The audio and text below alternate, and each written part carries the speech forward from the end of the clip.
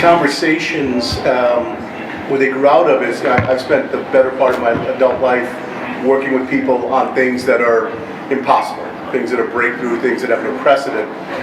And one of the things that regularly intrigued me and continues to intrigue me is the kind of personal journey of people who are taking things on, whether they're a small scale or a little community, their own personal life, or the context of an industry. I always get more interested in the personal journey. And so we started doing these in part to humanize the story of great men and great women, right? People who are doing things that look like, wow, they got it figured out. Nobody's got it figured out. Yes, it's on. Hi, Facebook. I think, does it say live? We're very informal as well. Yes. Yeah, we're live. All right. So, some of you are here because Mr. Wedge is from Uber Advanced Technologies Group, and like you're really interested in what that is and what they do. I'm not going to ask him anything about that. But the bulk of our time together is you asking questions. So for about 40, 45 minutes, we're going to have a conversation, and then the rest of the time is yours. And the conversation I want to have with Nick is about his personal journey. How did he get to where he is? What's he learning? What's he yet to learn? Where are the scars? We talked about scars and wounds last month. So, Nick. Hi. Welcome. So I think, am I on? It says I'm on, but I don't know if I actually am. I don't know if this is amplifying anything. It's all right. Can you guys hear him? Yeah, but is this okay? I'll try to be projecting as best I can. So anyway, hi. How you doing? Doing well. Good. Yeah. Listen, actually, before we do anything else, I have to acknowledge, though, we can't legally offer these to anybody yet, but another member of our community, Chris Moyse and his partner Jim, yeah. I don't think I'm working anymore. He's not working, is he? No, I don't think so. Yeah. It's all right. It's a human conversation. The technology can be, can be put aside if we need to.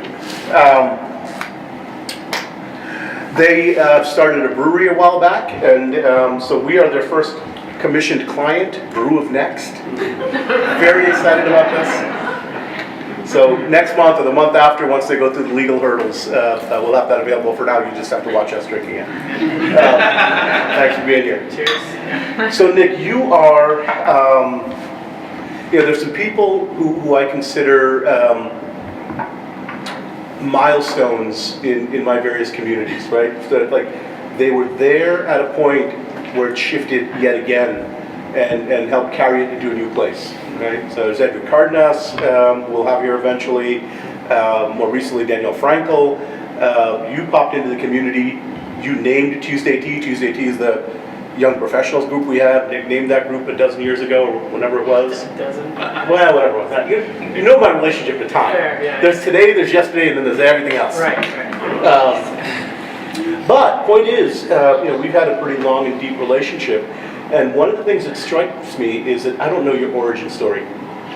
So prior to 20, who was Nick? I have some vague details, and I'd love to start there and use that as an entry point into talking about some of the really crazy things you've taken on in transforming your life the last dozen years. Sure. Yeah? Yeah. So, prior to 20, there's really not much that's interesting there. Grew up in Naugatuck, Connecticut. Anyone here? No. Hey, yes. everyone, So I grew up in a small town. Yeah, grew up in the valley, and had a really normal childhood. Middle class. Did the things that were expected of me, which were playing baseball or other sports. Did okay in school, and had a large backyard. Found myself outside a lot, but prior to, I guess the one maybe defining or moment where I had to start thinking about what the hell I'm going to do is, I guess, getting closer to graduating high school and thinking about what college looks like for me, and a little bit of what happened in college too that led me to you. University of New Haven. So I'm undergrad in University of New Haven and graduate. I loved it so much I decided to stay a couple extra years. I had to make a decision because that's what's expected of you when you're 18 years old, is to make one of the biggest financial decisions of your life and spend it on education. And then, So went to University of New Haven actually as a forensics major. And then I had a professor in so I took clinical psychology as one of my classes, and I ended up liking psychology more than I did forensics for a number of different reasons. And so Dr. Moreggi, I don't know if she might even still be at the school, but I approached her one day after class and I said, how do I do this instead? And so she got me through that process, and then as I got closer to senior year, started to realize that psychology, as much as I love it, I'm going to have to take this thing to a PhD if I really want to do something with it. And I can probably pick up the desk I was sitting in UNH when I was like, I don't want to do that. And so I spent a lot of time thinking about what's important to me and what is this going to look like after school, and spoke to a few people about the graduate program we had around industrial and organizational psychology, and ended up in P638 as a first year, which is not supposed to happen. I remember you saying in the first class, but the rest is history. P638 is an experimental class. When I started teaching, it was an experimental class, kind of flew under the radar. That's the reference. So let me get my head around this. So you're Naugatuck, Connecticut, middle class, kind of cliche, quiet, happy life. Yeah.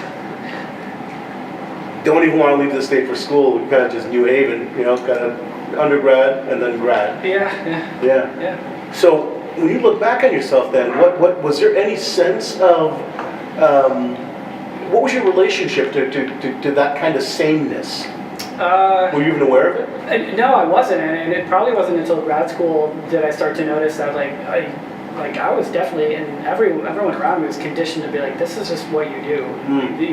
You had to go to school, and I'll admit, even going to grad school, there was this idea that there was like a little bit of inflation around having a bachelor's and how limited I would be there, and so it was kind of born out of this thought that like I wouldn't be sufficient with what I had. But it wasn't until I turned around and able to like pontificate on like, oh, you make the biggest decision in your life when you're 18.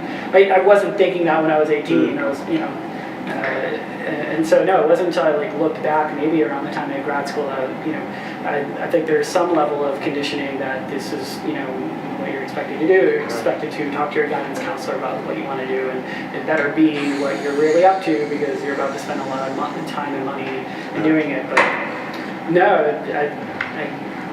the people who don't do that are just like the outliers, and I guess they're the people who listen to it different or have a different frequency, and oftentimes they might be better for it, but I definitely wasn't tuned in there. Yeah. All right, so I want to come back to that and kind of talk about what the trigger was, but let's jump forward to today. So something I learned about you today over lunch that I didn't realize is, so Connecticut guy, 20 years, middle of the road, even going to go to school here. And today I learned that you haven't been back to Connecticut in 3 years? 3 years. So what's that about? You got lots of roots here. Yeah. You get this whole kind of. So is it? What's it about? It's a good question. I think so. Before, it's a little bit of context. Before I didn't go Connecticut to California. It's Connecticut, DC, California. Right. So in DC, it was just so much easier to drive 5-6 hours to Connecticut and just kick it for a bit. Whereas it's a little bit of a logistical commitment, admittedly, to come out here.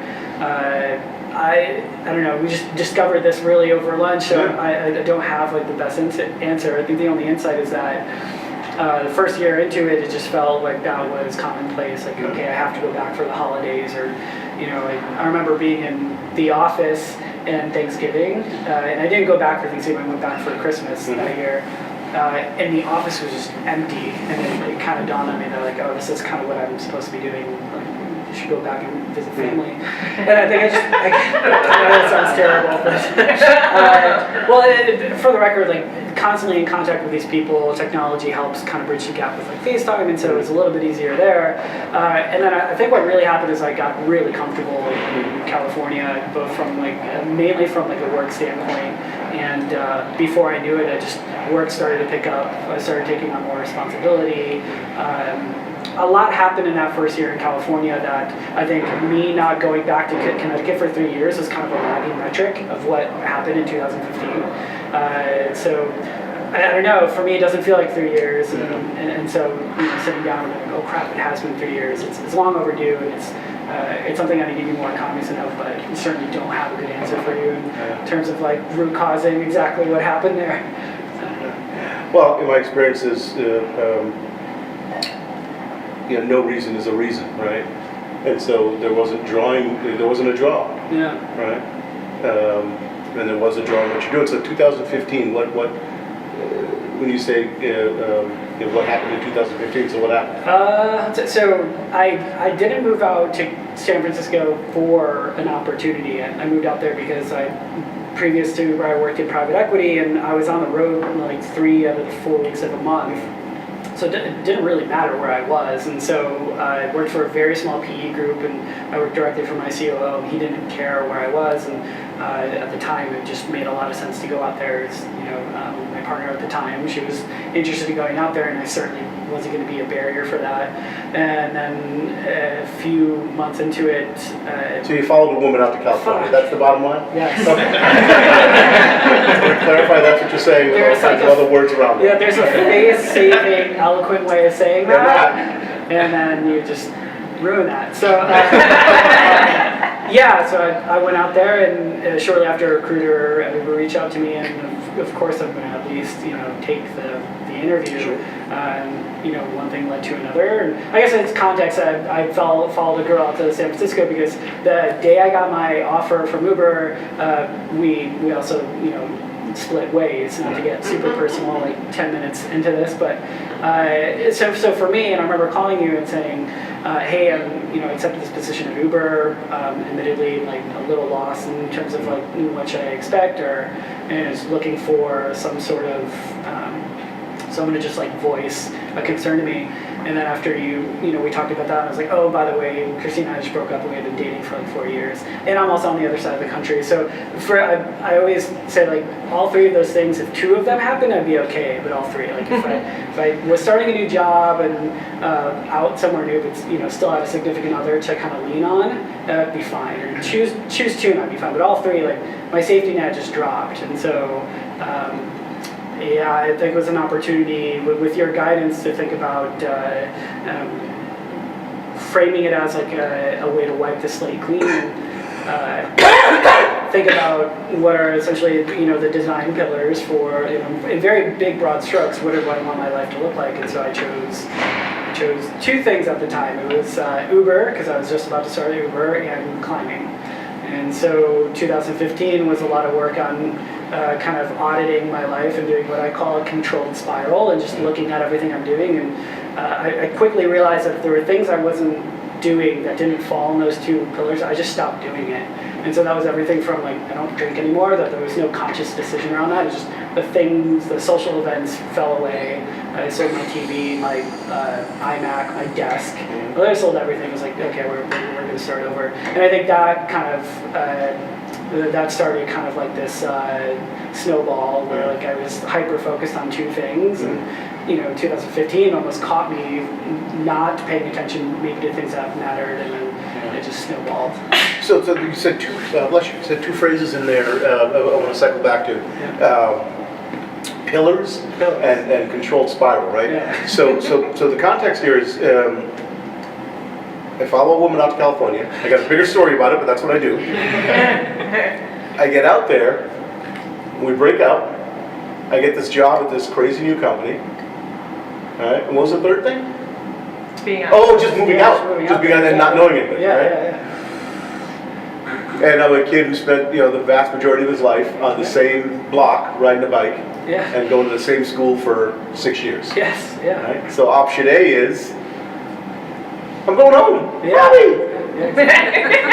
That's the legitimate option A, right? I mean, that's the 80%, 90%, 97% of folks, that would likely be the path. Yeah. You don't choose that path.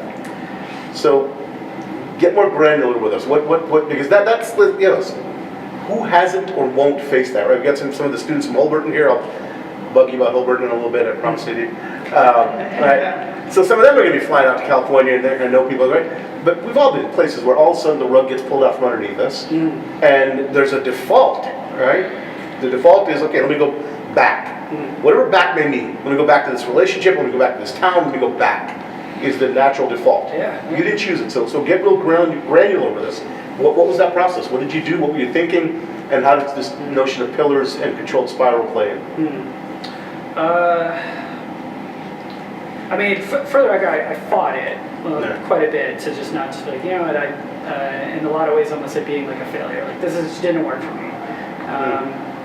And it's not that I was like, I didn't really necessarily engage with it as a failure. It's so much like, okay, I need to retreat and kind of figure things out. At the time, and Paul heard me say this earlier, so spoiler alert, I read this very short story called Worst Case Scenario. This guy, I think he worked at like an investment bank, just made a boatload of money, and was too afraid to give it up. And it wasn't until he faced like, what is the worst that can happen? And then, you know, he realized it's going to be him scrubbing toilets or doing like the bottom rung. And if he's okay doing that, then everything else kind of falls away. Like the worry kind of goes away. And so I spent a lot of my time up until the first year in California just worrying about a lot of things, and almost to the extent where maybe I'm over-indexed a little bit on being super indifferent, where I said this to a current UNH student like a month ago. Can I just pause you for a second? Yeah. If there's more evidence we needed that you've been immersed in tech sector in Northern California, over-indexed. Oh, yeah, I felt Over-indexed. that. Sorry, I it's felt a that. new name now. Go back in. Sorry, go back in the story. Yeah. But I was over-indexed. Yeah, I love it. It's great. You put too many. It's not New Haven talk. I don't know what other word I'd use. It's too much. That's right. Yeah, it's like the last month I keep in contact with a few students who were at UNH or are currently out there, and we were talking about him making a switch to a different job. A little bit of a digression, but ended up being like, if Dara walked into where I was right now, told me I was fired, I'd be like, all right, like it kind of sucks, I guess, I don't know why, but like I'd be cool with it. And so I think that I worked a lot on just starting to get a little like more confident in like what I'm able to do, and realized that I wanted to be somewhere else and explore that opportunity to be okay with whatever life threw me. So like, yeah, I guess I did kind of see moving back to Connecticut as like a somewhat of a failure in terms of like what I think I ought to be doing. Yeah. So then you take on that perspective, you start doing some introspection. It's not clean, I'd imagine. Rarely is in my experience. And what do you come up with? Again, help us with this pillars thing. Come up with the pillars thing. Yeah. How did I come up with that? Yeah, what is it? I guess it's an artifact of our conversation. Is I never like physically writing down if we can accept the fact that this is me wiping the slate clean in early 2015. I've never in my life been like, well, okay, what do I want to focus on? It's just been gravitate towards things I want to do, and I do them. And I'm sure there's like some fodder around that maybe isn't helpful. So I decided that like if I wrote down 2 things I wanted to do, and once in a while checked in with myself, like took the day off from work and just walked to Dolores Park or wherever, the wharf, and just thought about, okay, what's going on? Does it align with these 2 things? Then great, where this still makes a lot of sense. Or if there's like another theme emerging, which in like 2016 there ended up being the 3rd theme emerging, which was relationships. Like, okay, there seems to be a lot of things I'm doing that aren't necessarily contributing to these Uber or climbing. It is actually focusing on the importance of relationships. So I actually started to spend more time there. So like tactically speaking, I guess that's what I would do, is just be super mindful of how I spend my time. Got it. So 2 points of focus. What pillars means is 5 points of focus. Yeah, points of focus. 2. Yeah. Uber, climbing. Yes. Climbing, Uber. Yes. It doesn't fit into those 2? I ain't Not touching doing it. it. Not doing it. Great. So what were the repercussions of that? Did you lose any friendships you made out there? Did you lose stuff you like doing, like drinking beer? Yeah. What were repercussions? How'd you deal with that? Yeah, that's good. I think that's where the third focal point, like relationship, I just didn't, not that I didn't value them or I became less personable, I just didn't understand like how important they were to me. And that there were people who were willing like to take their time, like people that, especially there's like one particular person at Uber who like outside of work would, would text me like, what are you doing? Let's hang out, or like, why don't you hang out with my Uber friends? Or, my first year at Uber knew no one, and they kind of like helped me, identify with this group of people. And I in one of those controlled spirals, I realized that I have a lot of energy there, and I ought to really be focused on ensuring that I reciprocate. So like in the same way that someone asks me what I'm doing, if I can't do something, ensuring that like, okay, I didn't get to hang out with Matt, I should probably spend some time because I understand the importance of that and how it supports what I want to be doing. Okay. So I guess relationships kind of take a toll. Yeah. Yeah, it's probably, and going to Connecticut obviously took a toll, and that's what I mean. It's like it was a little bit of a lag to see that as a product of that decision. I'm just going to try and get to some clarity. No doubt there are catalysts and prompts and frameworks. I imagine I was a bit of a catalyst at certain points, right? But you did the work, and you did 99% of the work on your own. So I'm still trying to get my head around this, again, 20 years of as homogenous a lifestyle as you can imagine. Yeah. No frame of reference outside of that. And then my life falls apart on the other side of the country. And, that's extreme, but Right, I get it. several things that I care about. To your point, three things that together constitute a major disruption, right? Yeah. And your response to it is to do this radical thing. Where does that come from? I honestly, I know I'm sure there's some prescribed answer here. I don't have one. I think what I've noticed is, as much as I've maybe been in one spot, and I even think about before moving out to San Francisco, there was a little bit of like meandering for the most part. UNH was where I wanted to go. The IO program was where I wanted to go, but it wasn't like, I don't know, I never, and you said this to me like over lunch one day when I was a second year, it's like, I don't really, for better or for worse, I don't really have an agenda. And so it was just, I don't know, I'm a simple man. If I don't like what I'm doing, I don't do it anymore. And so, I don't know. I don't know. I'm sure there's a better way to put it, but I can't get any more granular than that, other than like, I don't know. Yeah, so that part makes sense to me, Nick. Again, it's this courage. So we don't have to keep hitting it. We'll cycle back. We'll find another entry point. Thanks. But the courage to do what you did, right? Yeah. Again, because there's such a not just easy but logical path that you had, which was okay. This didn't work. Let me go back. Right, yeah. Like there's not anybody in your network that would have said, "Oh my God," like everybody would have gotten it, and yet you didn't choose that, right? And so we'll find another entry point. It's okay. I think it's also worth saying, like, it's a little bit of a ramp up. Like, I don't want to create this jarring switch from like all my time in Connecticut to San Francisco, or like rent's high, everyone's crazy, whatever. Like I did spend 4 to 5 years in DC, and so I got used to this somewhat like almost trenchant kind of being where like, Sure. and nothing really ever felt temporary after that. So I think Escape velocity. Yeah, it's escape velocity, exactly. Yeah. So, and we just talked about how Cape Town's pretty cool. I don't know. We'll see. Like, I don't know. I'm pretty sure I'll be in the Bay Area in a year, but I also don't really care if I am, if it doesn't make sense for me to be there anymore. So just to fill that in, so escape velocity is one of the frameworks that we've used over the years. It is, if you want to get a rocket from Earth into the atmosphere, right? If you look at the space shuttle, it's this monstrous thing. Only like 5% of it is actually the thing that's got astronauts in it. Right? The entire rest of it is basically a gas tank.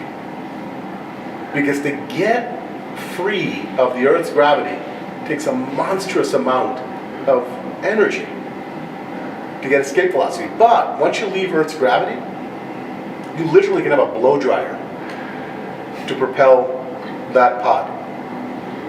Once you're outside of gravity, you don't need that much energy anymore.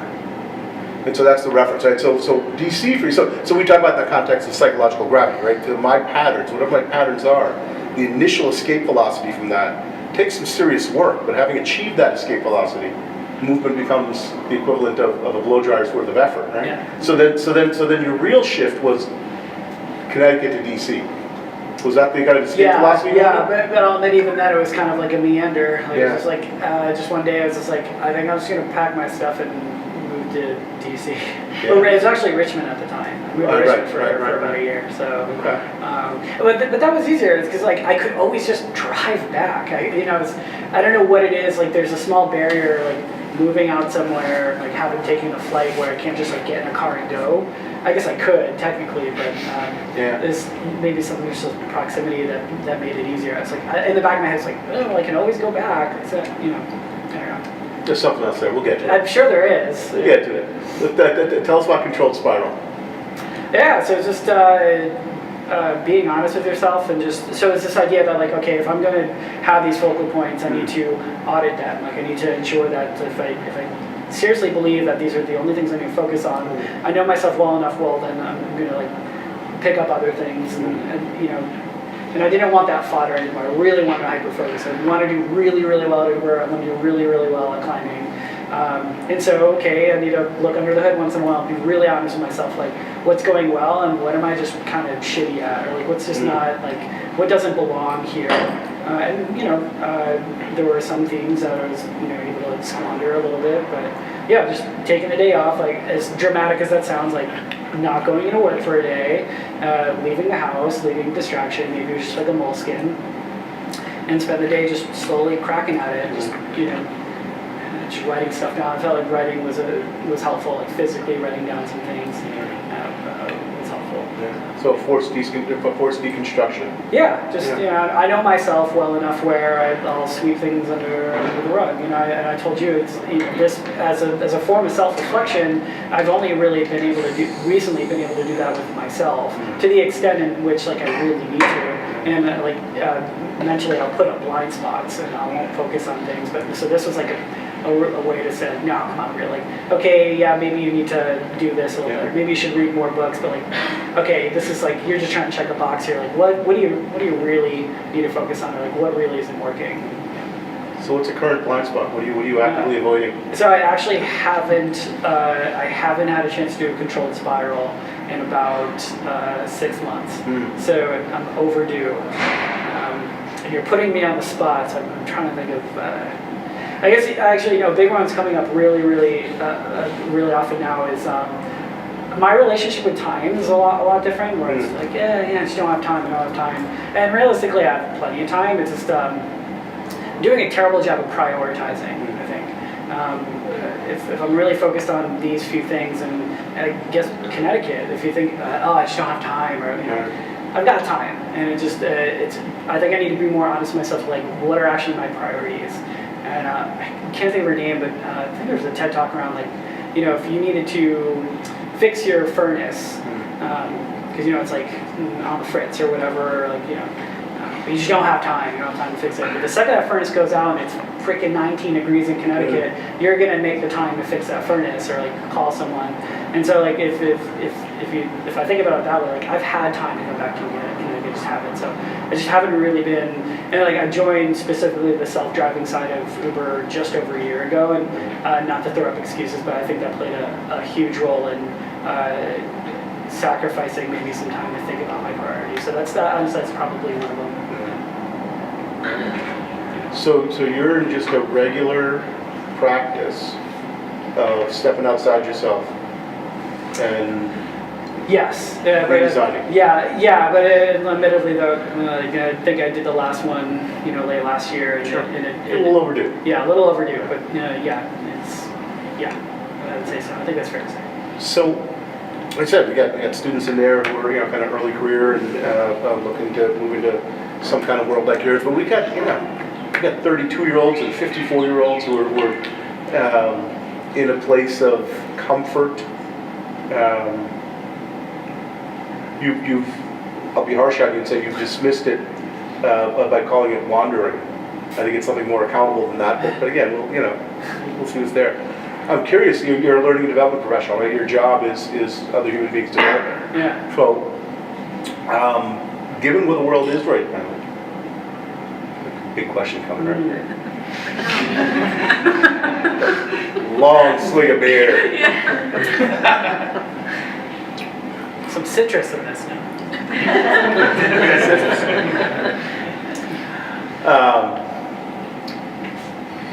Yeah, so like I said, we got 21-year-olds and we got 34-year-olds, we got 54-year-olds who are comfortable, Yeah. and some of them are comfortable being uncomfortable, or being unhappy, or being Yeah. in a just in a pattern.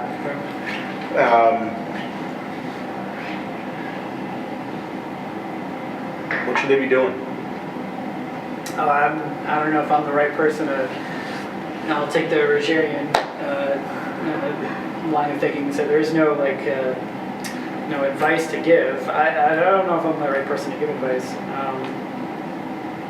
I would say the one thing I will say, not as advice, but an observation I will make is that I think folks who are unhappy, there's it's just like an accepted practice that there's some level of unhappiness in your life, which is insane. But I've almost all but heard people say like, hey, yeah, your job is supposed to suck. Like school's supposed to suck. Like, that kind of sucks. And I think in the long run, I think what that creates is my theory on like the midlife crisis is like people spend too much time worrying too much about the what and not the why. It's like, yeah, they wake up one day and they're like, oh, this is like not what I want to be doing at all. So, I mean, if there's advice, I mean, it seems so easy to say, so it seems like not super useful to say, but like take a look, be honest with yourself and like what's not going right, and are you willing to change it? And if you are, then do something about it. But if not, then like it's not like a super useful exercise. So I don't know. I think there's not a pamphlet for this, and I don't think I'm like the a shining example of like someone who's sidestepped unhappiness. I honestly think like to a certain extent it's a little bit of meandering, and maybe I'm just I'm just low maintenance. Like I like what I'm doing, I like where I am, and So meandering, Nick, implies to me inconsequential and unaccountable. yeah, I have this idea of I always wonder how many times I've been like super close to death. Yeah. Just like walked across the street in a car, and then like in the context of like my life and my career, I wonder like how many times did I just almost like ruin this? But like even as little as saying like something stupid in a meeting, or being like, oh no, actually I want to stay in Richmond, or even decisions I made going to undergrad or graduate school. Yeah, I think some of it is just like I just happened to walk into the room and be like, what's up? And be like, oh, you should be a part of this. I feel a little bit of that. Yeah. So you walk into the room, somebody says you should be a part of this. Yeah. There's a choice at that moment. Yeah, for sure. How have you always dealt with that choice? Sure, yeah, let's do it. Like if it's cool, if it sounds cool, I'll do it. I mean, not that I'm like. It's like someone's like, you want to take drugs? Sure, yeah, but like in the context of like career, like climbing, it's like oh, do you want to we should go to Africa, we should go here. It's like, yeah, sure. Like I don't know. As much as I call myself an introvert, like I definitely do. There is a small amount of me defined by like the people I'm around, and so. So you meander. Yeah, I mean, Shit shows up. Shit shows up. Yeah, this is accurate so far. Yeah. Right. Yeah. You say sure. Yeah. Assuming that it's not drugs. Yeah. Or other such non-productive activity. Right. And then, do you meander in the thing? I don't. Actually, I've never thought of that. No, I don't at all. No, I am my. I don't know if I want to say like my most sincere form when I'm climbing or at work, but I think there's some truth to that. Dig in. Yeah. This is terrible. So I'm gonna come off really bad here. It's all right. It's being recorded and broadcast. Right. Okay, so this example might work. It might not. I was working from home one day, and I was in a meeting with someone on my team. And it was a great meeting. 60 minutes. And my girlfriend was home, and I don't really just walk around the house while I'm talking to a computer for an hour. And I get off this one-on-one with someone on my team, and she's like, "You were really, really mean to that person." And I was like, we just had such a good conversation, and there's nothing bad about it. I wasn't like coming down on this guy. There was no like, yeah, it was just, you know. And I jokingly, you know, pinged this person on Slack and said like, jokingly, my girlfriend said like, I should be less mean to you, and he's joking too because like he understands like he matches my passion, and so like, oftentimes I think my passion may come off as like loud or mean, I guess, so just super raw. And then I've never made this connection, but in climbing it's the same way. Very unfiltered, very just like, you know. But you're a meanderer. You just kind of go with the flow. Okay, I get it, yes, yeah. I get it, yes. I think this is the thing, Nick. And again, it hasn't clicked for me until this conversation, right? So this is what I see, and obviously, you know, you got to tell me what you see because it's your life, man. All right? So you're open to saying yes. Yeah. And then, unlike what a lot of folks do, you're accountable for the yes. Yeah, I guess. I mean, I'm sure there is, I can't think of any right now, but I'm sure there's things I've been like, yeah, let's do it. And then I probably haven't been as cognizant, but just been like, this actually isn't like, I don't jive with this. Like, work, it's easy. And what do you do with that? Yeah, I'm just stop doing it. Right. So you don't meander it. Yeah. Right? Yeah. You stop. You're accountable for the no at that point. Well, I think I'm meandering and like bumping into things, but I'm walking over here and bumping into things. Yeah. The Taoists call it Wu Wei. Non-action, action.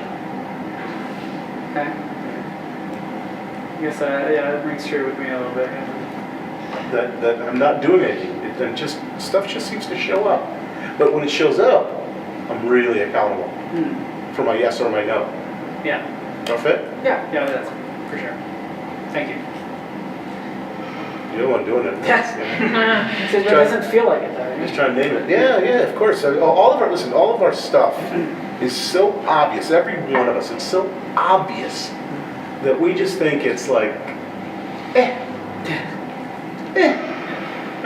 that's simple. Nobody wants to hear about that. Yeah. It's obvious. Of course that's what you do. Yeah. But, you know, for most other people, it's like, whoa, look at that. It's crazy. How'd you do that? Yeah. Meandering may sell short something that's developmental for other human beings. Okay. Yeah, I guess I never told someone who, and if someone came up to me like and asked that question, I wouldn't say just meander. You know, I'm sure there would be more substance to that. But yeah. So you're leading a pretty accountable life. So some of the things that well, actually, let's because you've mentioned it 9 times and I haven't asked about it. So climbing. Yeah. Like big bunch of rocks. The other pillar. Yeah. Where did that start? Were you climbing out here? Not really. Okay, so it started out west. It started DC. DC. Okay. Yeah, but first time climbing was actually in Connecticut.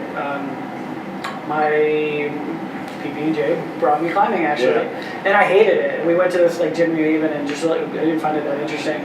But when I went, your first time was free, so I felt that for my birthday he's like, let's just go again. He like really forced me to go again. And I don't know what happened, but I like fell in love with it. Then I was graduating, I was moving down, and I never really got into it. And when I was in Richmond, there wasn't anywhere to climb, or it was not close. It was like Midlothian, just like an hour away.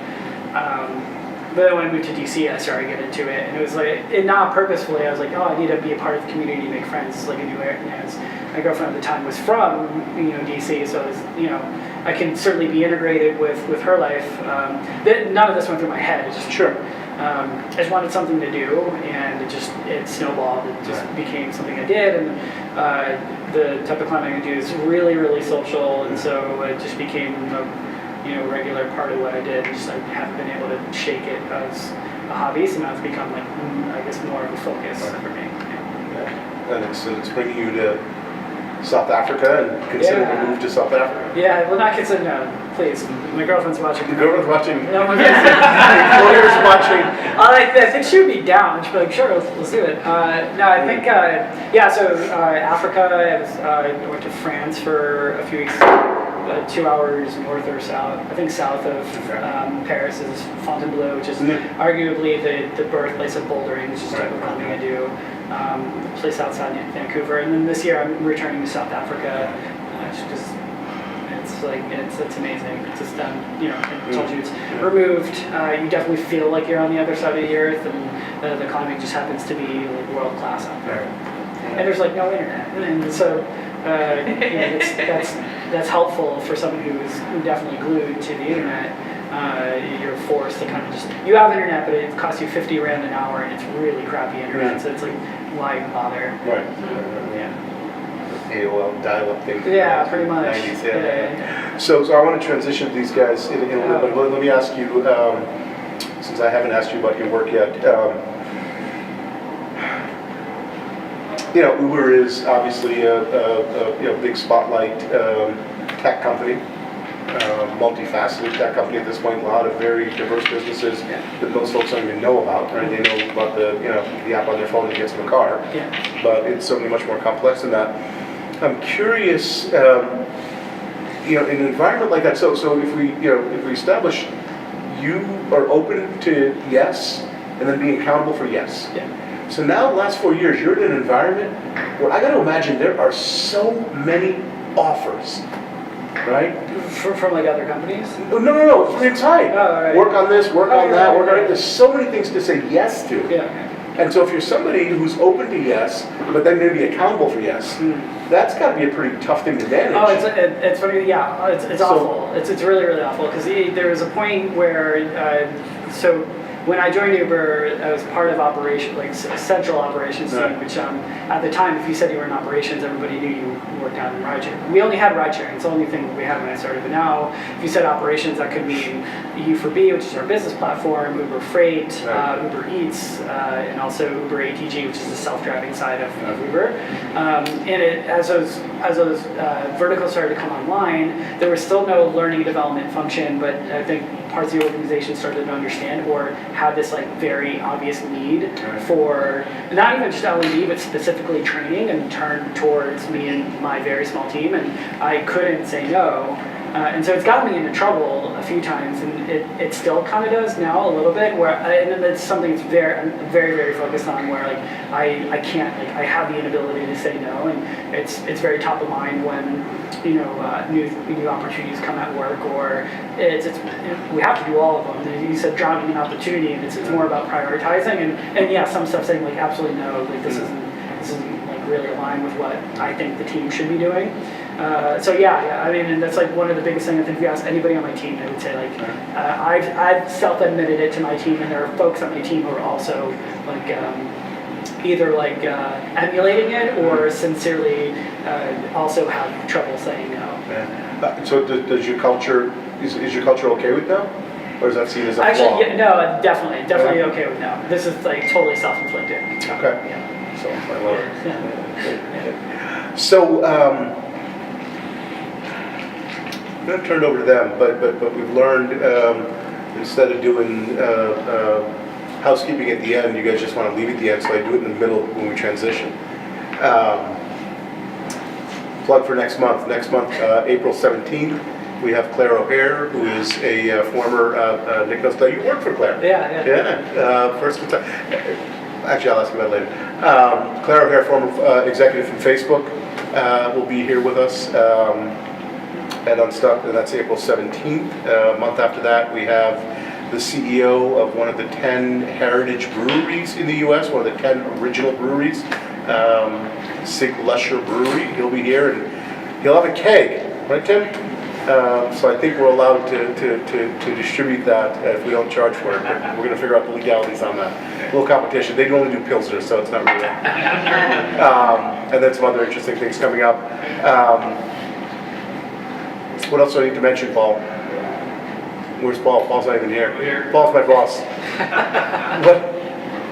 We have some there's some brochures back there. We have programs coming up. We have a lot of community. Again, we're big on community. So there's a lot of community-based events coming up. If you kind of pay attention to the website, the newsletter, whatever, a lot of things like this. You want to mention launching the foundation next? Yeah, the next. So there are 3 hyperactive communities. One is called Tuesday Tea that we referenced earlier. It's for young professionals who have, and young, some of them are not in their 40s, they've been in the community so long. But for folks who work in any aspect of human development, human resource management, organizational development, education, anything where they're taking on accountability for development of other human beings. And they have two commitments, are kind of the criteria to be part of that group. Lifelong commitment to cultivating your self-awareness and interpersonal effectiveness, and lifelong commitment to being at work on something that's bigger than your own self-interest. So that group's been around for 17 years. This is the second group, Unstuck, and that group is pure conversation. It's just kind of food and conversation. This happens this way, a little bit of, kind of interviewish thing, and then we talk for an hour. Occasionally somebody brings a keg. And then the third community is called The Next. And that one's a bit more hybrid kind of program community where we kind of unpack some of so I mentioned escape velocity earlier, right? So we unpack some of the distinctions that are at the foundation of the work we've done the last 30 years to help people and industries transform. But it still operates as a bit of a community. So that's The Next that Paul's referring to. Anything else? Thank you. Cool, okay. So this way I don't have to do it at the end now, right? Nick Wedge, what do you want to ask him? What do you want to say? Yes, please. Alright, so this is all very intriguing because I think self-reflection is super important. How do you discern focal points or pillars from distractions, and do you think that your current pillars will recycle into your distractions? Oh, interesting. I'm just going to repeat the question, Yeah, because I do see a bunch of people on. So, did I get this right? How do you filter between pillars and distractions? And then what was the second part? Like indicators. The second part was, what is it, seeing my pillars potentially cycling into distractions? Okay, can pillars become distractions, right? Yeah. So I don't have an answer, and it very well I make up. I always joke that specifically with climbing, less so with work and relationships, but with climbing, I might wake up one day and be like, actually, I don't want to do this anymore. And so I don't think there's like any sort of indicator or hook that like I have some sort of like heartbeat monitor on whether or not actually this is a distraction. I think it's affording myself the time, like a few times, 4 or 5 times a year, to say like, okay, what is my commitment to this? Am I actually enjoying it? Climbing's a good example. Like, if it ever gets to the point where it does feel like I've actually just created some sort of muscle memory of like go to the gym, go to Africa, then I'll probably like, I need to like, there's actually this time spent better elsewhere. So yeah, I guess just that check-in, that self-check-in. Helps. Just you have to be honest with myself. If it all relates back to like just does it make me happy, and if not, then like okay. I guess I need to really think about whether or not this is important to me. To test this out, see if this fits in your experience. One of the tests for me is, does it fall into one of two things? Either it starts to become a should or have to, and there's a red flag, right? Where it's no longer, as you would call it, a pillar, and now it's just habituation. The other red flag for me is I get more hung up on the payoff of that thing than I do on the commitment to that thing. So whatever it's like with Uber, if it's work is one of my pillars, I start getting over fixated on either the money or the acknowledgement or whatever. I think, oh shit, it's no longer a pillar. Does that fit for you? Yeah, definitely, 100%. Yeah. Yes, ma'am. I have a question. You make everything sound so neat. You decide to discontinue something that isn't giving you pleasure or focused on your pillar. But there's always the damage collateral that one leaves behind, whether it's deciding to terminate a relationship and moving on. I have never yet broken up with someone where there aren't these, I mean, you were 4 years into a relationship. I am sure there's some communication that goes on in between. It's the clean breaks that you describe. And how do you, when you decide to shift your focus, whether it was your decision or mutual, how do you clean up the mess so that you really leave it behind? So just to paraphrase the question, Nick's talking about making clean breaks, and the question is, there's a lot of collateral damage. How do you deal with that, and how do you take accountability for it? You capture that? Yeah, sure. I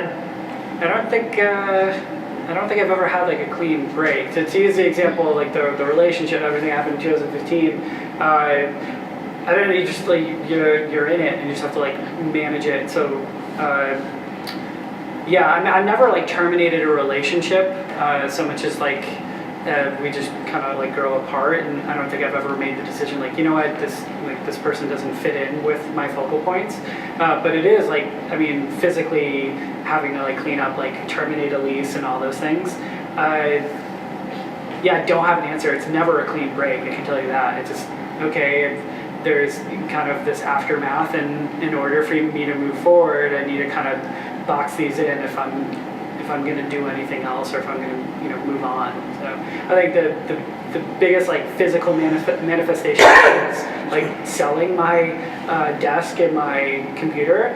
I had like this iMac that I'm sure I could have sold for a bunch of money, and I put it up on Craigslist, and I ended up selling it for like $300, and I made the guy take my desk and computer chair just because I'm sure I sacrificed like physically like my time, effort, and literal money in order to do it, but it is like very much, I think I just need to do it quick. It's not clean, but it's quick, if that makes sense. We're like, I'm just gonna focus on this for a bit, get rid of it, and move on, and hopefully not compartmentalize it, but put it away so I can move forward. Because otherwise, like I don't see the use in it lingering. You know. Well, I wasn't really focused on the furniture. Okay. Yeah. Well, yeah. But as like a physical If you get manifestation. my point. Yeah. But like, there's never gonna be in my experience. There's not a clean break, and I certainly don't think of it that way either. I don't think like, well, this is about to cause a huge mess. And for the record, I haven't had like a ton of like explosiveness in my life where I like cut the wheel and turn a different direction. It all kind of just sheds its skin rather naturally. So, and I use that example of the furniture because it's the only time I've really had like okay, I'm literally physically in the mess. I co-created, for the record. It wasn't just me, but other than that, it's just been, the instances have been so small, like over a gradual period of time. It's, changes, and I deal with them the same way I would deal with like having my car broken down. It's just something I have to deal with. Yeah. I don't know if that's helpful. Her body language tells me no. Yeah, I know, I could tell. One of the, see if this fits for you, Lindy. One of the many things I think we misunderstand is the nature of accountability. And so most people engage with accountability as, okay, I'm accountable, that means I'm going to get it right. And for us, accountability means I'm going to deal with the consequences. I'm going to push to right, to the outcome I set. But the bigger part of accountability is I'm going to deal with the consequences. And so if there's collateral damage, that's mine. And I'm going to be accountable to that. And so if it's the end of a relationship, if it's the leaving of a job, if it's a firing of an employee, I tend to be with Nick around the decisiveness of it. Once it's clear, it's clear.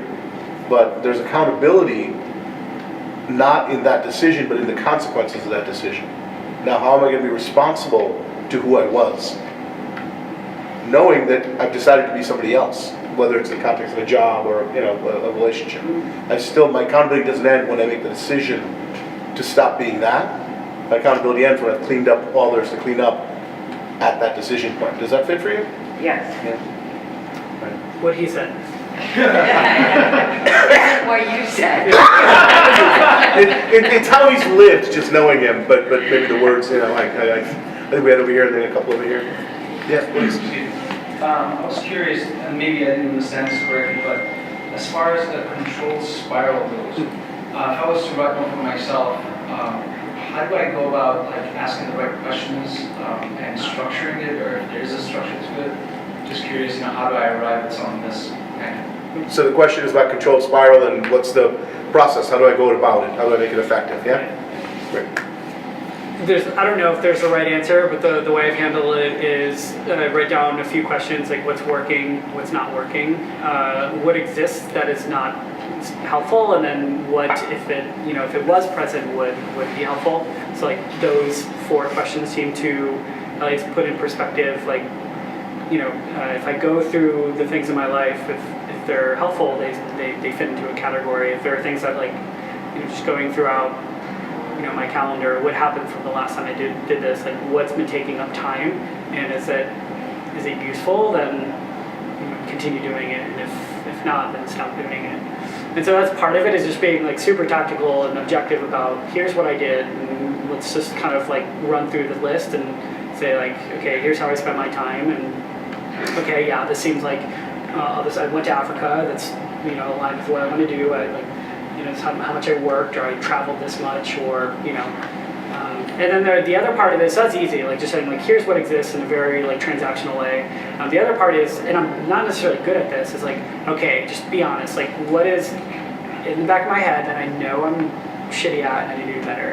And to be honest with like ignoring finances is just like I just pay my bills and like I'm not delinquent, but like could I do better with like money management? So that was like one that came up last year for me. It's like I know I pay my bills, but like do I look at like I have student loans, like do I look at my principal balance? Am I getting older? Like if I wanted to buy a place, like is this helpful? And I know I'm like just been grown up to like sweep things under the rug, and so I have to spend a lot of time just chipping away and like saying like, okay, stop saying like you need to read a book, like what are you really, really crappy at? So for me in particular, I don't know if everybody else is like this, but like I know I put up blind spots on purpose for like my mental health, and I think that helps me with the collateral damage piece, but just like no distractions, be somewhere where like it's just me and like nature or whatever, and focus on like saying like, okay, what am I really doing that I don't like doing?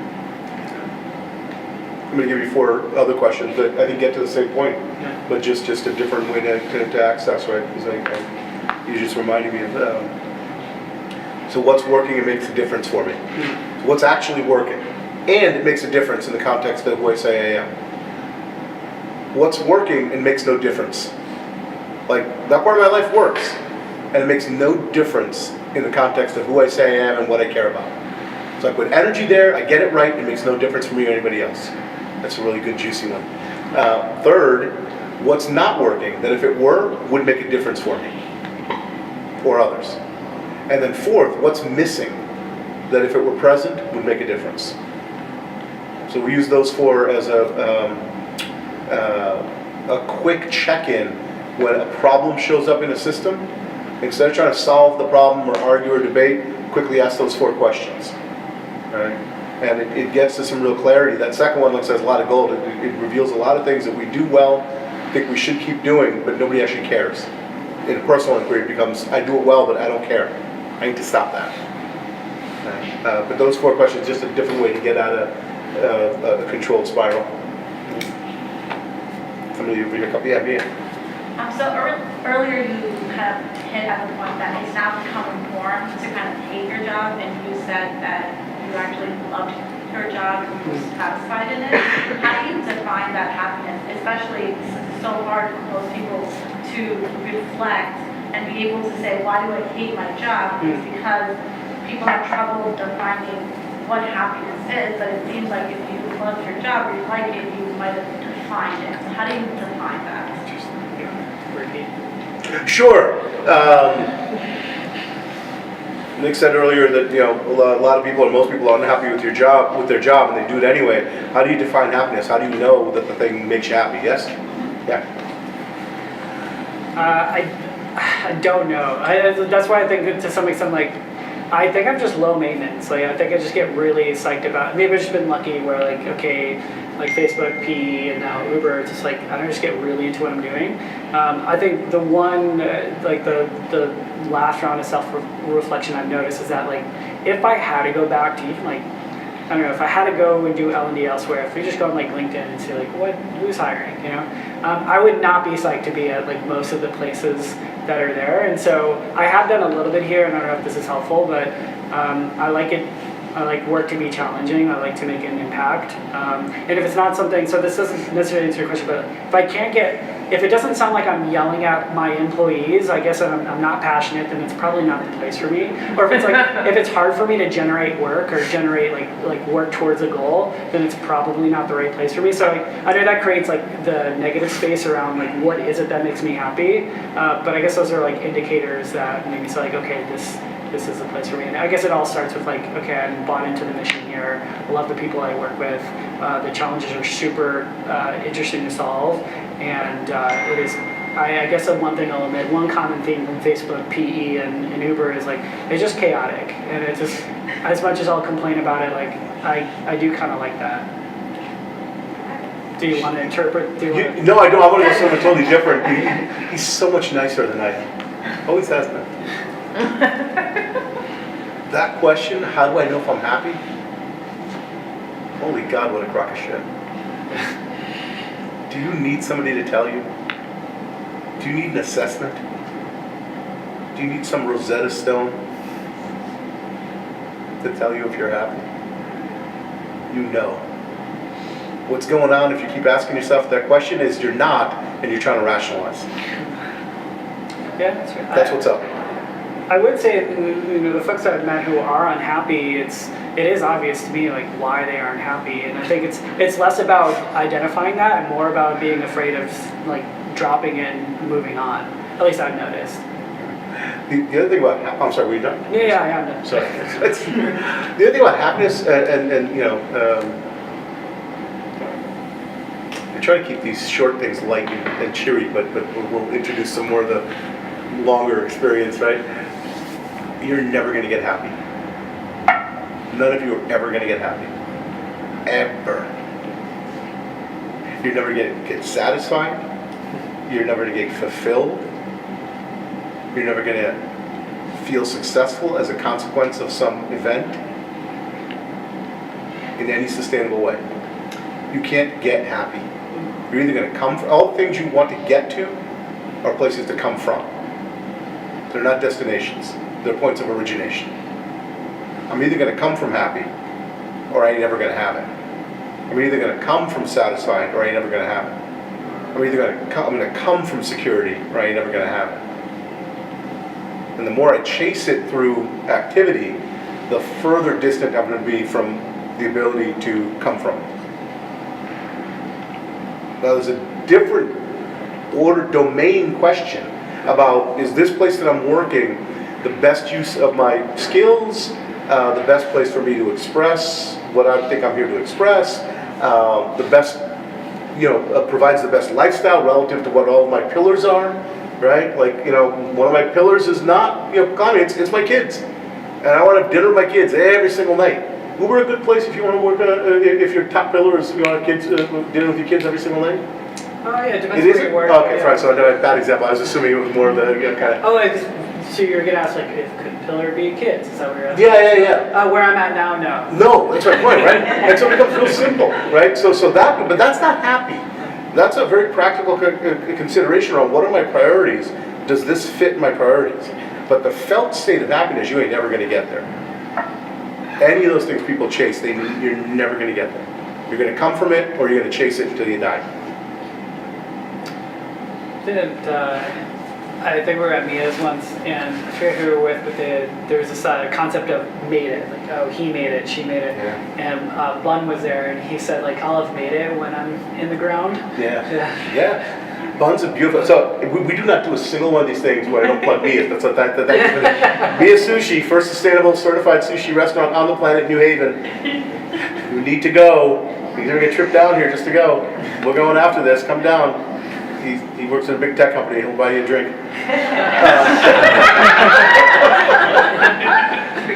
He won't, but he'll get you a free ride. How's that? But Bun is a magnificent example of this. There's nothing that he's chasing.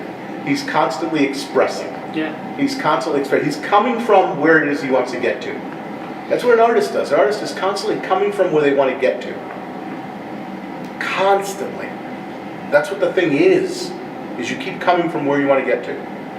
And each iteration until you die is a cleaner expression of it. Yes, ma'am? And he reinvents himself constantly. There's no static in what he's doing. It's a miracle to me that Bun's menu is still printed on paper, given how often it changes. If there was ever a menu that needed to be digital only, it's his. But it's a process of reinventing. Right? It's constantly reinventing, constantly questioning what's the best way to express now? What's the best way to express now? Here's what shifted in this particular species of fish. Catalyst to reconsider how I approach everything. I mean, you should have a menu at all, if I'm honest. It gives them something to do in the off hours. Fair. Midnight to 6 a.m. you need something to do. I think he sleeps about 12 minutes. There are a couple other, yeah, please. Yeah, I actually had two questions. the first one you had mentioned that you started with the 2 pillars of working and climbing, and then from there you realized that there was a missing one of relationships. Yeah. And so you had mentioned that you boulder, which is, like, as you mentioned, very social. Would you say that climbing was kind of part of that 3rd pillar all along, but it just wasn't quite the extent that you needed until it formed into its own, just because of the social aspect? Yeah, actually, it's a great observation, because 100%. Because I noticed that there was, it was like in the context of climbing, it got lost, and then without the rocks or the climbing, it was still something. Like I spent time. I just remember this one text like this. What are you doing this weekend? I was like, I can't remember the last time someone asked me that. If I'm honest, I either was doing something with these folks or was just like hanging out. And for some reason, that like one text from this one person kind of was the. It's kind of like the flag that, okay, I need to explore more what's here. And yeah, so totally. And then a lot of relationships I hold on to happen to be with the people I often climb with. We didn't repeat that for the camera. That's all right. I think your answer gave the question, contextualized the question. Fair. Yeah, well, Yeah, it's okay. You mentioned kind of the phenomenon of being lucky.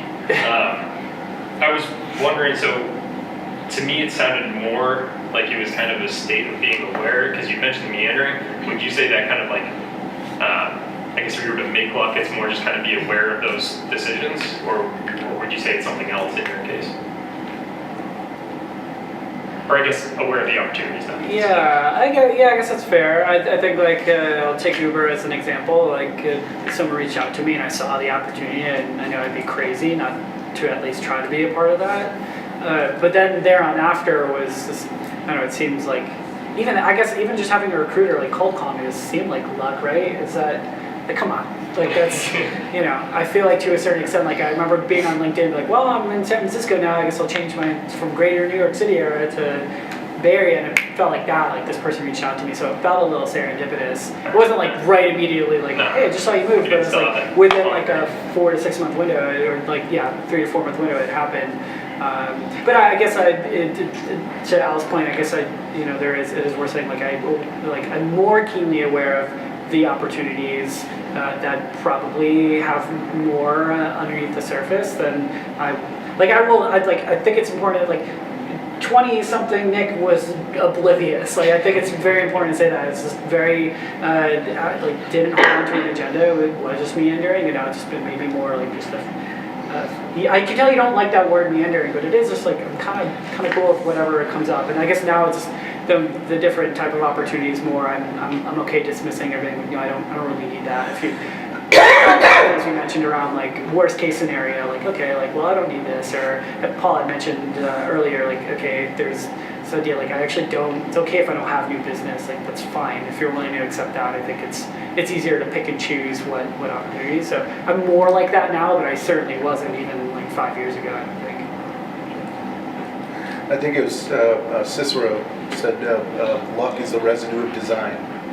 And if I take your journey, which you just said about yourself, right? Well, most people get into, particularly like, is they create a plan, right? Step 1, step 2, step 3, step 4, step 72, step 87. But you started creating a design for your life. And design isn't a plan, right? They're broad principles. Right? And luck is what shows up when you design well, right? These kind of serendipity, this kind of just random thing is a consequence. Listen, the design of this place, physical design, sure, but more importantly, the conceptual, the software of the place, it's ridiculous how much luck we've had. It's not luck in the sense of some blind thing happened. Is that the design allows, in the audience, we've got like 7 partners that have shown up in the last 2 months. Not through any plan, A, B, C, D, but through a design of how we're going to interact with the community. And then stuff happens. And from the outside, it looks like, wow, they're lucky. But there's a design to it. So you create a design for your life, right? I like that. Yeah. Cool. Somebody, yeah. So, you strike me as a self-proclaimed introvert. Where does your confidence come from?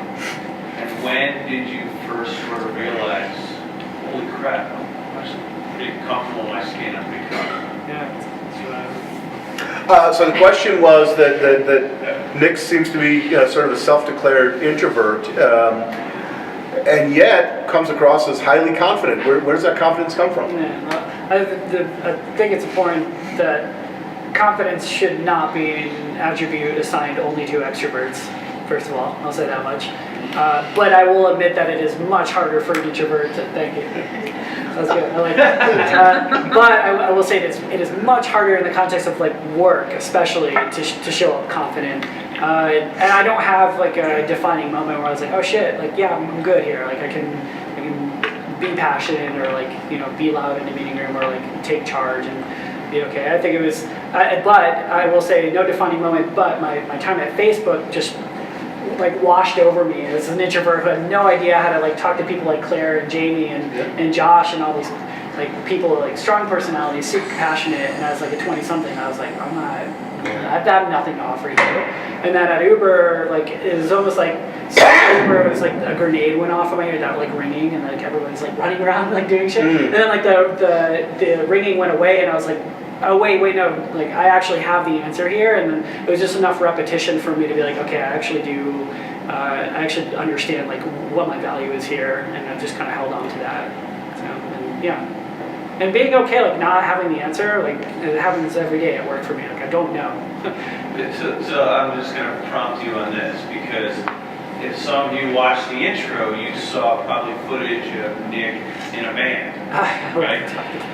Punk band, whatever you guys played, I'm not sure. Yeah, it's metal. Further underneath There are some people that played guitars and bass and drums, and then Nick screamed for 90 minutes. But it's Scream. still, or if you look at someone like Adele, right? She's self-proclaimed, like she has almost breakdown being in front of people, but yet she still gets up there, right? And I always am fascinated by people like that, or like yourself, that I'm actually an introvert myself, believe it or not, and that scares the life out of me. Right. So where did you find that courage inside to step up on stage and do something so audacious in front of so many people? Yeah. So for the internet, Paul just compared me to Adele. I think we just need to pause Makes there. things look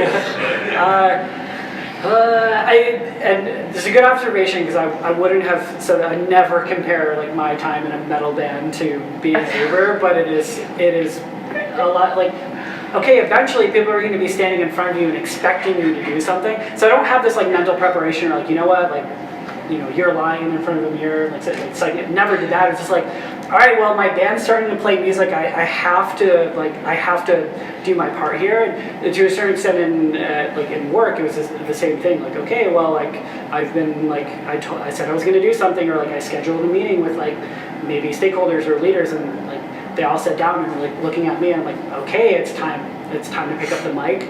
As cliche as that sounds, it was just kind of pushed in the deep end. And I really owe it to my COO and my time in private equity, who was just like, sorry, I'm like not going to help you. Like very explicit was like, I'm not helping you here. Like you very much have to be self-sustainable. So just knowing that like it's not going to get done unless I do it. I'm but you know, the psychological insurance, I'm an introvert as well, for the record. Like fairly strong.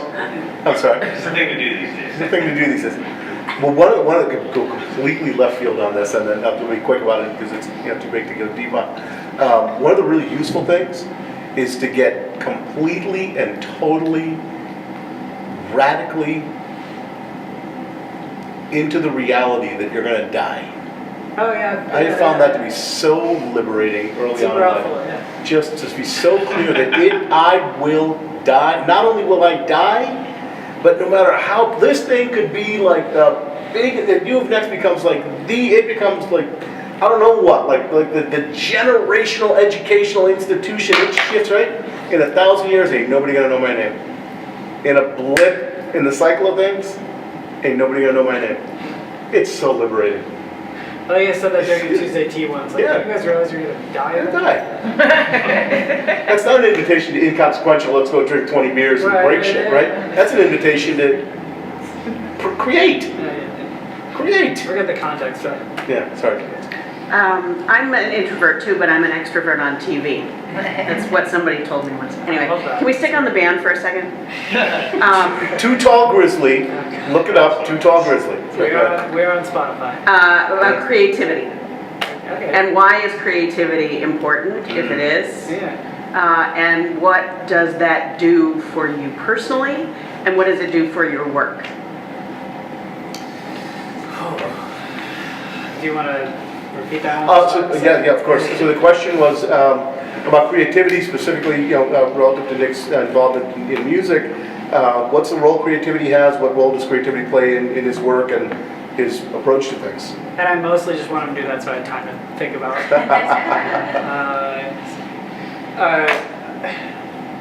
So I guess what you're asking is like, how does creativity play a role in my Does life? it? Yeah. Oh, yeah, definitely. I would say that the band is a good example. It's just like there's nothing. It was all self-generated. Like going and like getting a venue and like doing these things. Like this is stuff we wanted to do and no one told us to do. And I think a lot of students are trained to not really think that creatively. So it was kind of an outlet, and I think it was an important part of like a way to express myself, or I guess going back to being introverted, like it didn't matter whether I was introverted or extroverted. It was like it was a level of self-expression, and that was certainly important. And I think in work, in terms of like the challenges we have, like we have to think a little divergently on like how to solve things, and so creativity plays a certain way where like there is a level of like, we always say like question our assumptions or revisiting assumptions, and so long as you're okay with everything being temporary or like the decisions you make being like able to be revisited, it makes it okay to like, this isn't like I don't have to be right. And creativity is a place where like the right and wrong doesn't exist. Like we're just creating music, and if it resonates, we move forward. And there is a level of that I think in my professional life where like there has to be a level of like resonation with people to move forward when there's literally no other answer. Like not to bring it specifically about autonomous vehicles, but like no one's done this. We're kind of figuring it out. So creativity is a huge advantage, at least in my line of work in AV. Well, there's a study that the World Economic Forum did and released that says that creativity is going to be the number 3 skill that's needed by global company employees. Yeah. And so I'm sort of interested in seeing how that plays out in real life. I think that the problem is like you can't. Someone's gonna get mad at me for you can't have a boot camp on creativity. I don't think, or at least we haven't like cracked that nut. So it's like it's hard because like it definitely requires like self-generation. Like without self-generation, there is no creativity, and vice versa. So until we figure that out, like we can teach a car to drive really well, but the ability to make its own distinct decision on its own in the form of art specifically, I think there's like this idea of when do we stop calling something AI? I forget where I was reading about this. Is like when you have the capacity to create something that looks like self-expression. So yeah, I totally agree. There's just no answer for it, I don't think. And even That's then, the right answer, by the way. even then, the notion that listen, on non-creative endeavors, it is all about efficiency. And so a machine can take your job if what you do is measured on productivity and efficiency. But even when AI can write a novel that makes you cry, it's just a voice. It can't compete with your voice in the same way that, right? It's still unique expression. It's competition proof. We are, so you're singing our song. This is our core DNA, right? So we've been 20 years running a leadership program, first in North America, grounded in the humanities. Took forever to get the thing, kind of sponsored by a university. We found a radical little university here in Connecticut, of all places, in the backyard. Met Boy Mel Toomey, met Bud Stone. The Graduate Institute, whose president is sitting in the back. They're a home for emerging disciplines. And so our premise is leadership as an art form. It's a form of unique self-expression, and you can't teach it. Fundamentally can't teach it, but it can be learned. And so the idea is, how do you create a container Not how do you create curriculum, Yeah, not how that's do you what I create was gonna tools. say. There's no syllabus for it, but if you create certain conditions, you Yeah. can at least have someone self-explore what that looks like to them. With a high degree of rigor, not just random playing around, right? Yeah, absolutely. And I'm in disagreement. I don't think it's 3. I think it's 1, maybe tied with human interaction. Legitimate, authentic, interpersonal community. Community creativity is the 21st century in terms of what there is for humans to do. But I'm biased on that, so don't listen. Somebody else? Tapped you out? Okay. Oh, one more, sure. I don't want to go back to the same kind of stuff, but when you're analyzing yourself, do you find you do that just for yourself or in the workplace, which makes you creative, by the way, obviously, because if you're coming up with most scenarios or you're ideating on top of one system to create a subsystem, then you're being creative, right? So it's almost like that weird, are you technical creative, or I feel like everyone's technical creative. That's just my take on it. But so the question is, if you're debottlenecking, you're self-analyzing, what is your advice to use that or communicate well without providing biases or tunnel visioning because you're prioritizing everything that you're constantly analyzing when you're in the workplace or when you're talking to friends or just problem solving? Synthesize, or should I go? I got lost in tax over there, kind of nodding off on that lap. So I think it's. Are you saying like how do I analyze without having like biases of how I like show up at work, or when there's like shit to do, like it's easy to just throw away everything that like I know about myself and just do the tasks? Is that what you're asking? In a way, it's more like since you analyze naturally. I don't know if you've done this as a child or something. No. Yeah. So let's say young 20s started analyzing. Yeah. Found it was important. Yeah. And then that's not just going to go away in every other aspect of your life. I'm assuming that's an assumption. Yeah. So work and then personal life. And that's where like creativity comes. You're generating all those scenarios, you're problem solving, you're ideating, you're doing all those systems. So then you have to prioritize because you have to be a decision maker, leader, or you have to get other people to help you with certain things. So with all of that, I just need more advice on how to communicate without providing biases because you want everyone else ideate, right? Okay. And then just how do you differentiate when you should be self-analyzing or when you should be providing so many disclaimers, so much information in all the conversations you're having? Is it coming across? Like it's a pretty deep question, I guess. Yeah, so I'm looking for my interpreter here. Is usually my interpreter. For that. What she's asking is, so Ariel is a very technical person, and something that I guess she has a tough time doing is being able to translate that into, as in right now, not being able to come across right now because of her technical language. Right. How do you do that? Because she's someone who also self-reflects a lot, Right. and at a time that she's supposed to give an answer, or at a time you're supposed to give an answer, you're also self-analyzing, and then at what point does that need to stop, and how do you differentiate when that needs to stop, and giving an answer, how to prioritize that? So isn't that like? So it's just like in the moment, like when do I like let go of my my reservations around like how I show up in a conversation and just talk? Exactly. As crazy as that sounds. No, it doesn't. Because like, I do that a lot, and I think so. Part of it was just getting comfortable that the question that Paul had asked is just like having some level of confidence, and I think you had proclaimed to be an introvert. So there's just like genuine practice on like having conversations, and then for me it all melts away if I'm like sincerely passionate about it. Like I am awful at small talk. Terrible. Yeah, it's right. So because there's nothing to generate there. It's like I'm constantly thinking about like what do I do with my hands instead of like talk to the person in front of me. So and I'm okay with that. Like if the conversation isn't something I'm like super good at, then I just need to like get my reps in, as we say at work, to like get better at like a very tactical or transactional skill set. And then I think you'll find at least like in something you're super passionate about, are you really thinking about how you show up? But I think how you show up is just if you want everyone else to ideate or you don't want to have too much of what you're thinking about because then it makes the entire situation biased, you might not get what was supposed to happen, I guess. You have to realize what information to give, how to communicate, so you get the most optimal output of that type of transaction, whether it's through work or personal. Right. Super, super technical, I can tell. I guess it kind of, in order to say it that way, then I get 4 different levels, and you can kind of you have to combine everything to answer that question, because Right. you get to encompass so much more, rather than me asking you one portion of it and I get a little bit of answers.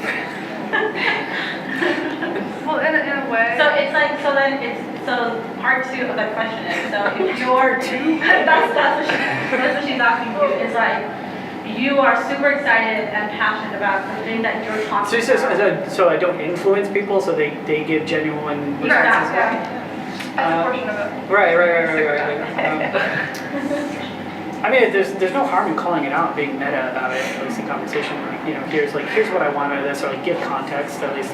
Because we had a conversation today where I knew I was going to influence the conversation. It was me and a recruiter and a bunch of other people, and I had a way different. I don't know if this is going to be helpful at all, but I had a way different opinion than everybody else did, and I knew going into that I was going to my opinion was going to have a lot of weight. There's a little bit of like self-awareness that, like, given who is in the room, like what I say is going to alter the way this conversation goes. So I don't know, in that particular, I know this is super tactical, but in that particular conversation, I told them, like, I am looking for you guys for guidance on like how I feel about this, and you guys need to feel comfortable in telling me how you feel. Like, you have 100% authority to tell me that I'm wrong. And so part of it was like leveraging the term, like leaning on the relationship to know that like the people in the room are going to be okay with someone who might be seen as a symbol of authority saying like, actually what you're saying is like not entirely accurate. It still influenced the conversation, but at least I was able to like bring forth like the potential bias and say like, feel free to push back on this. So I think it's like creating that sort of environment. That's very giving them authority. Yeah, it's a very particular dynamic, but I think it translates well. It's good. Yeah. Good. Thanks. Sorry. I think. Yeah, all the time. Yeah. I think this is what there's. I'm sure there's tons of characteristics of Uber, but one of them is this idea of like it's a very old world now way of thinking, but still like the best idea always wins kind of mentality. And I think there is some humility of like, dare I call myself a leader? Like there is some like level of humility you need to bring and saying like, I'm more interested in the program or company succeeding more so than my pride. So if I'm wrong, then call me out. And I've been okay with that, and I encourage my folks to be just as snappy as I am towards like how they feel, and ensuring that like we get like the raw thoughts out, and as a group like ensure that we are not attached to those thoughts. Like if we're going to knock down an idea in a meeting, it is not a personal attack. We are focused on something that we need to like come together and agree on. And so yeah, daily it happens. Yeah. That was a great question. Jamie? I've got Back to the was it Ariel? Yeah, it made a lot of sense. It actually helps a lot. Favors authority, but then also just giving everyone little space to ideate. Right, I don't know if this is appropriate to say, but like, I feel like there's this idea that you have to, there's some like NLP going on that like I have to like lean back in my chair so people feel more comfortable, but like I've always been comfortable saying like, also like, I don't know, like I have good relationships, like the people who often find themselves in this position with me where like maybe I'm influencing them, I have no problem being like, you can argue it, like we've argued before. We've had heated arguments that have like nothing to do with us personally, and the ability to like detach myself from the argument and like put it in the center of us has been like I think widely beneficial for my team to be able to like ideate, move on, and just like be okay, like I'm not gonna have the right answer like ever, really. It's not, I don't think that's my responsibility as a leader. So again, that dynamic's like super specific, but I think that peer to peer, I think it makes a lot of sense. Right. Yeah, because you're accountable for the influence, but then you want to make sure the rest of it. You may also want to consider dropping the meta conversational tags you put either before or after every sentence. The only one I can remember right now is you said, you said something and then you said, but I might be crazy. That's a meta conversational tag. right? It frames what you've said or what you're about to say in a way that goes against what you are saying you want, all right? So pay attention to how often every sentence of yours had a meta-conversational tag that invited the listener to dismiss what it is you were saying. So be cautious about that. Right? How am I speaking about my speaking?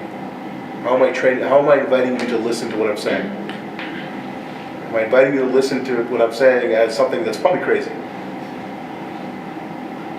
That may not be the most effective thing. Inviting them to, I haven't really thought this through, but may not be the most effective thing. Right? I'm really committed to figuring this out, and I'm working through some stuff. Let me tell you where my thinking's at.